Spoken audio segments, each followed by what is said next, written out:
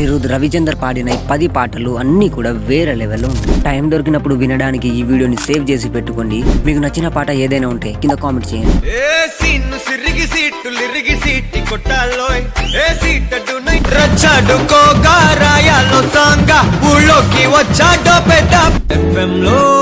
ఎవరో పాడితే ఎందుకో రాజా రాజా ఐటం రాజా దూర దూర ఓర చూపుతోటి నన్ను కొల్లగొట్టే తొడవలే పడనులే నీతో గొడుగులా